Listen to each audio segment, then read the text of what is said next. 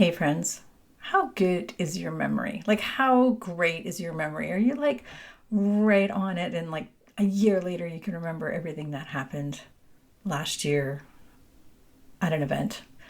Probably not. So, welcome to the Creative Shop Talk podcast. This is one of my favorite things to talk about, and that is debriefing. Boy, that makes me sound lame. But anyhow, welcome to the podcast. We are going to be chatting today about what successful retailers are doing after they have a promotion or an event or anything that involves customers coming into your shop that are not just walking in for, any kind of marketing and promotions event. And it's really important to be debriefing and gathering information about what worked, what didn't work. And today I'm going to give you my list. I'm going to let you know. I'm going to share the secrets of what I share with my clients. How does that sound? So let's jump into it. Running a retail business doesn't have to be so hard. Welcome to the Creative Shop Talk podcast, the go-to podcast for creative shop owners, studio owners, and independent retailers. I'm your host, Wendy Batten, retail business coach and mentor. Each week, I'll share simple, proven business strategies, inspiring stories from fellow retailers, and advice from industry experts. Together, we're going to work to find the success you want from your retail business with more profits in your till and a little more joy in your life.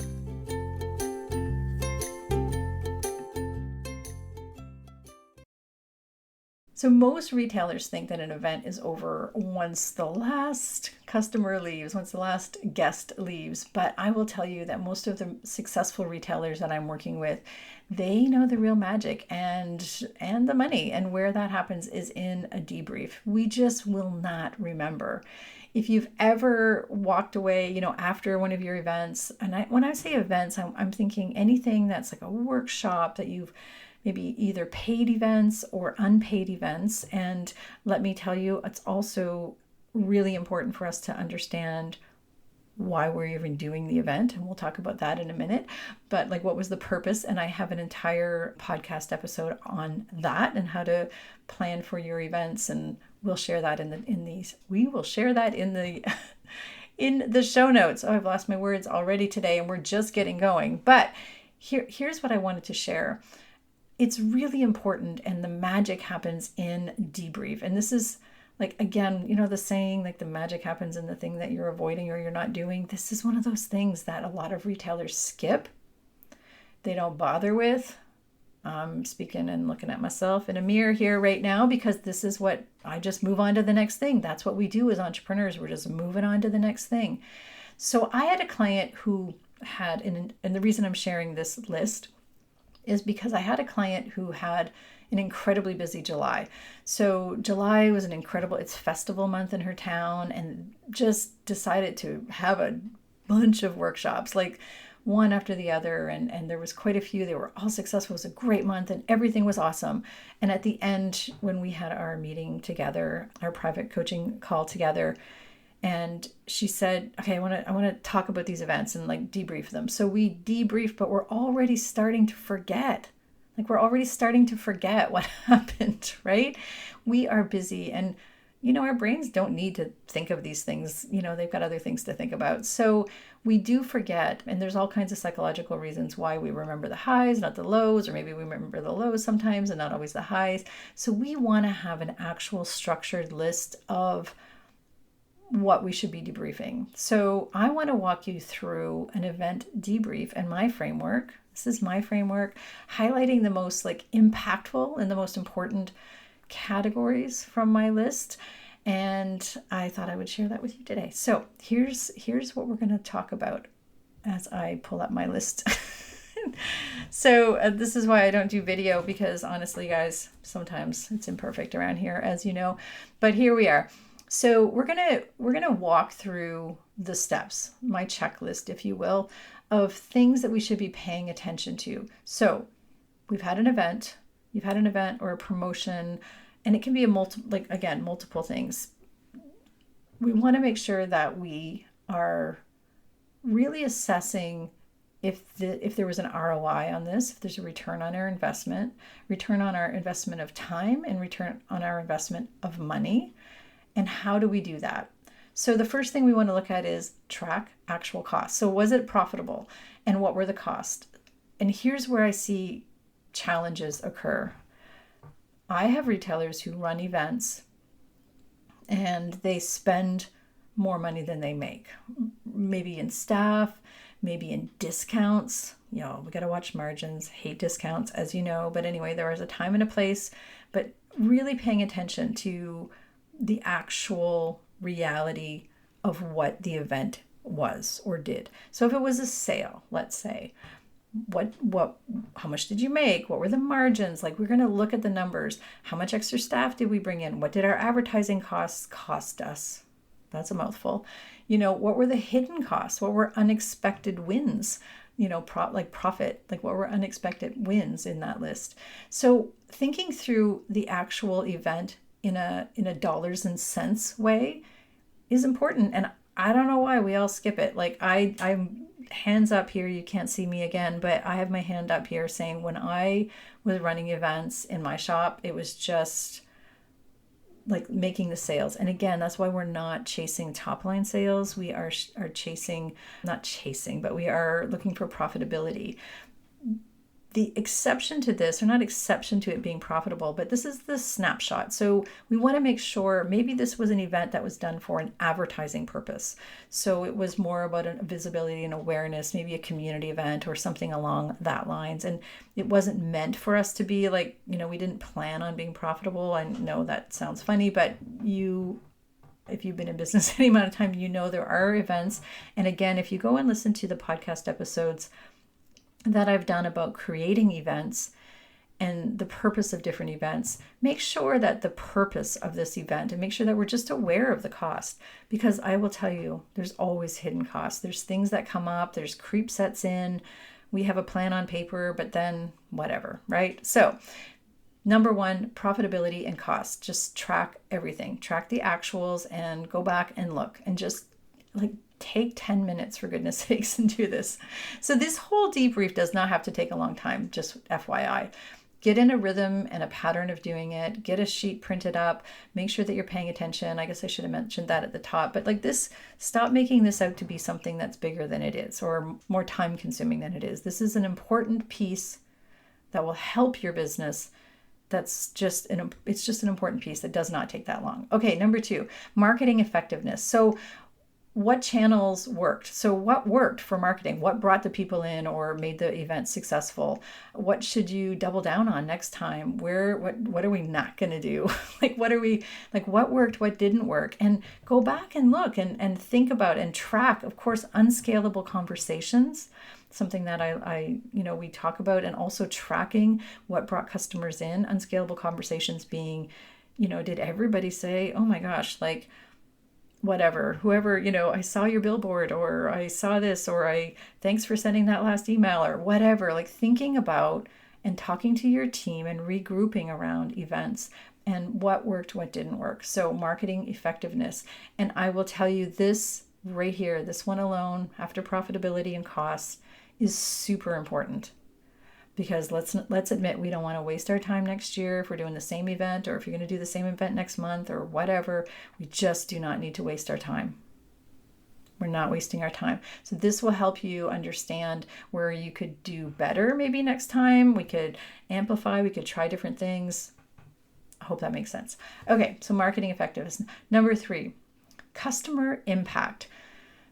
Literally have a space on your tracking sheet that says, what was the feedback? What was the feedback? What was the energy? Were there wait lists? Was this, did we get new customers? Did new people come in? And how, what literally was the impact and the feedback from our customers? So thinking of it in that way and taking notes around that and talking to your team as well, making sure that your team are on board for all of these tracking metrics and understanding what's happening.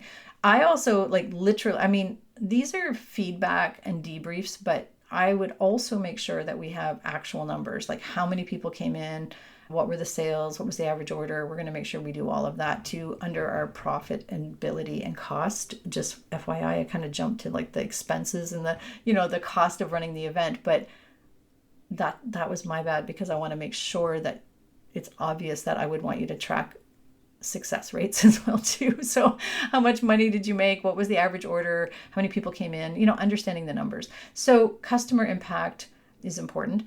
Number 4, operational flow. So where did things get clunky or messy or confusing or chaotic, or did they? How did cash wrap work? How did your team operate? What was the flow? What didn't work? Like what was like, oh my gosh, like parking was chaotic or whatever. Like going through the operational flow and understanding where we could, where there was any issues or where things worked great. Like have 3 caches open, or we opened a satellite cache. One of my clients, Jeff from the Vintage Nest, when he has his big events, he has a extra cache set up at the back door. He has like a back door to his shop. And so 2 cash wraps at the front, or 2 checkouts at the front on the cash wrap and 1 at the back, and just changed the whole flow of an event for, or his big events, because there was so much more movement. So, 1 dedicated employee in the back and 2 at the cash, and just understanding operational flow and what worked. So if you were doing a workshop, for example, so my client who had the events in July, so she had several, they were workshops. They were more like off site at an event place across the street. And it was, understanding like what worked there. Like, did it work? Did people come to the shop after and spend money? Like what, what worked? What was the operational flow? Where could things be tightened up? Like where could things be better? And we can always get better. Everything we do, and this is the secret sauce, my friends, this is the magic, this is where the things happen, is when we are open and curious to making things better and easier and, just more flow. So in all of these checklists. So operational flow. And the next one is energy check. So we have a tendency to not do this, not debrief our own energy. Did this event fill your cup, or did this event drain you and your team? Like you can do those separate. Should it be repeated? Should it be retired? Or should it be reimagined? Those are my favorite things to ask when we're doing anything at all. Should it be repeated, retired, or reimagined? Where could it be better? Like literally going through and asking yourself, how did you feel about this? And why did you feel that way? I mean, you can pull that out and you can journal on that all you want, but it's okay to understand that our energy does matter. There are things, and last week, actually I had a meeting with a client last week, and she has an event every year and she loves it. It fills her heart and her cup up. And what we were doing about reimagining this thing is because she loves it, her community loves it, but it hasn't been really profitable over the last few years. So we were reimagining how she could still have her cup filled, how the community could still get this wonderful event that she loves to host, and how it can be profitable for her business, because profitability matters, right? Going back up to like, it was actually costing her money every year, and it's great, but we still we can't put everything to goodwill, and we can't put everything to building community, because we do have to be profitable as well. So how can we tighten that up? So just checking in on your energy, and maybe that's something that a lot of us don't do. We don't check on our energy. So that's one of the things I love to always ask. And then the follow-up, that's the last part, is really capturing momentum. Like, did you invite your attendees, I can't speak today. Did you invite your attendees into, the next thing, or into the store, or onto your list, or to future events? Like, did you capture moments, or did you capture momentum? Not moments. Did you capture momentum? And momentum is a really big missed opportunity with our clients. If they are feeling good, if we have done our job right at any kind of event, anything at all, workshop, event, promotions, if we've done our job well, they're going to feel good, and they're going to want to have more, be part of us. So what did we do to capture that? So did we, didn't we, like just recapping and just reviewing whether or not we did that, and reassessing and debriefing whether or not we did that well. So I just love to see like maybe journaling on this and having one. I have different retailers who do it different ways. So some retailers have literally a binder. I have a client who has a binder and they just like, it's all automated, or not automated, manual. She keeps track of all their numbers and everything in a binder. That works for her and her team. I have other clients who debrief for every event. They have, a Trello board, or they have a Google Doc, or they have something with these notes on it. And it's really important to just be, running through these checklists for every event and then reviewing it before you start planning next year. Go back and look at your events from last year. And it's really, this could just be a 10-minute brain dump with your team. Like just like a 10-minute like question, like what worked, what didn't work. And this is not meant to be this long drawn out thing. So if you want the full checklist, this is something that we have inside our Retailers Inner Circle. It's new, by the way, if you're an Inner Circle member. I just popped that in there as I was creating this podcast. I know we've talked about all these things. We talk about debrief. We also have our monthly planner, our dashboard. And inside our Retailers Inner Circle, we give you your playbook, your monthly playbook. And so there's also a debrief in there as well. Not to this, like not this list, but we would add that to it. We always talk about like what worked, what didn't work. And this is just sort of a pulled out list, questions, I guess, to ask. So just something to think about as you are planning through your holidays, as you're prepping for your holiday success, as you're going through maybe the holiday success guide. And, that is something that I hope you're going through. Again, a reminder that that's available inside our Retailers Inner Circle, or you can buy it standalone. It's $97 and you can grab it, you can work through it, you can create your events as you're debriefing, and add your debrief to it, just thinking about all of the different things that you're doing in your business. I also want to give a shout out to remind you that we are doing live holiday success coaching week. We have an entire coaching week inside my Retailers Inner Circle. It starts on September 15th. It's not too late to join us. If you want guidance, strategy, accountability to make this your best Q4 ever, please come and join us. It is my joy to do that, and events and planning and promotions are all part of that.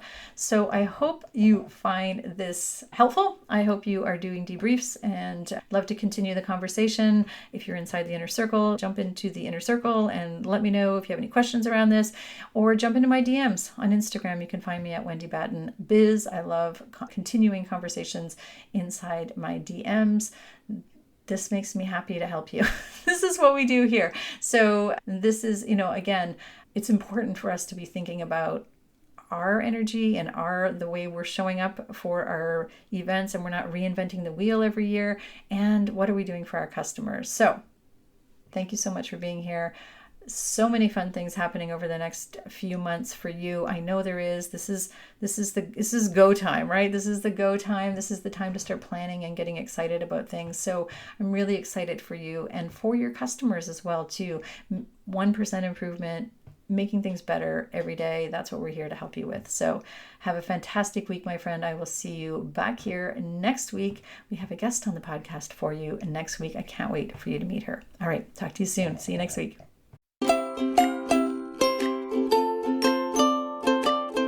Well, that's it for this week's episode of the Creative Shop Talk podcast. I'm so glad that you're here to join us this week, and I hope you found value in what we're sharing here. I want to remind you that our website has all of the show notes. You can find it at wendybatten.com/podcast. Everything that you need to hear about today's podcast is there. Also an opportunity if you need to reach out to me. If I can support you in any way whatsoever, please feel free to reach out.